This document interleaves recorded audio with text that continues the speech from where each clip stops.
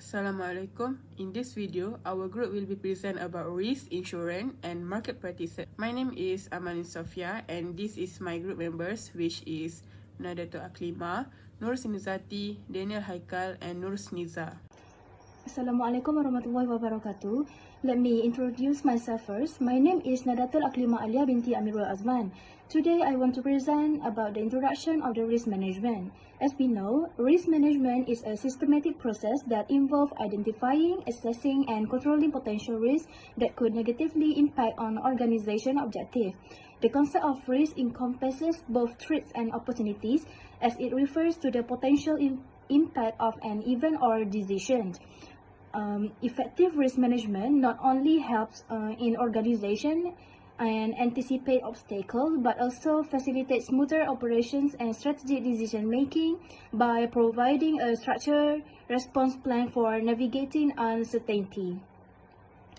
The evolution of risk management also has transformed it from a reactive approach to a proactive discipline. Historically, risk management focused primarily on avoiding negative outcomes. However, contemporary practice emphasizes the importance of understanding and managing both positive and negative risks. So, in a conclusion, risk management has evolved into a critical component of organizational strategy that balances the need for the growth with the necessity of safeguarding against potential threats. By fostering a culture that embraces both proactive risk identification and strategic decision-making, organizations can enhance their resilience and adaptability in an increasingly complex business environment. So, we move to the importance of risk management to individuals and organizations. For the first one, the importance of the risk management for individuals is informed decision making. As we know, the risk management empowers individuals to evaluate potential risks associated with various choices such as investment, career move, or lifestyle changes. For the second one is the asset protection. Effective risk management strategy helps individuals safeguard their financial assets, including savings, property, and investment. For the last one is the financial planning. Risk management plays a crucial role in personal financial planning by identifying potential financial risks. Let's move for the organization. The first one is operational efficiency. By systematically identifying and mitigating risks that could disrupt business operations such as supply chain disruption or equipment failures, organizations can enhance efficiency and maintain their productivity levels. The second is strategic decision making. Organization equipment with comprehensive risk assessment are better positioned to make informed strategic decisions. For the last one is resource allocation. Risk management helps organizations to prioritize where allocate resources most effectively. By focusing on high impact risks, business can ensure that their investment in risk mitigation yield the greatest return in terms of safety. I think that's all from me. Thank you. Assalamualaikum. My name is Nur Sniza binti Abdul Rashid. I will present about the objective of risk management. There are two types of objectives. First is pre-loss objectives and post-loss objective. First is pre-loss objectives. One primary goal is to reduce the impact of loss, which involves identifying potential risks and implementing strategies to mitigate their effects, such as adopting safety protocols or investing in insurance. Additionally, organizations strive to reduce fear and worry among stakeholders, including employees, customers, and investors. Furthermore, compliance with legal requirements is essential. Many industries are mandated by law to have risk management plans in place, ensuring that organizations not only protect their own interests but also adhere to regulatory standards.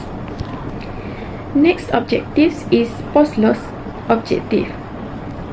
The foremost goal is the survival of the organization, which entails maintaining operations and ensuring that the company can continue to function despite setbacks. Another key objective is to achieve stability of earnings. Organizations aims to minimize disruptions to their revenue streams, allowing them to focus on core business activities without severe financial strain. Additionally, it is important to reduce the impact of losses of both organization and society at large.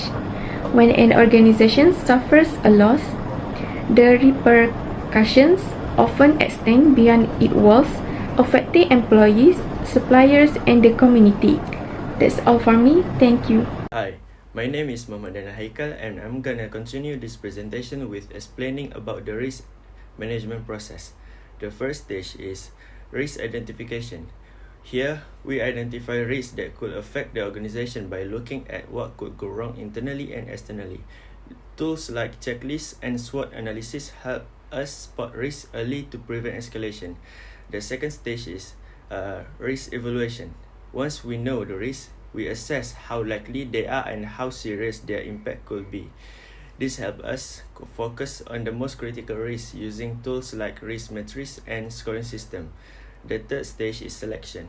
Next, we decide how to handle each risk. Options include avoiding, transferring, reducing, or accepting the risk, depending on what practically and cost-effective for the organization. Stage 4 is implementation. This is where we put our chosen strategies into practice by setting up policies and procedures. For success, everyone in the organization needs to be on the same page and understand their role.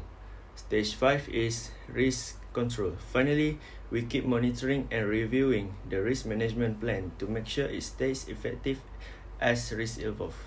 That's all from me. Thank you.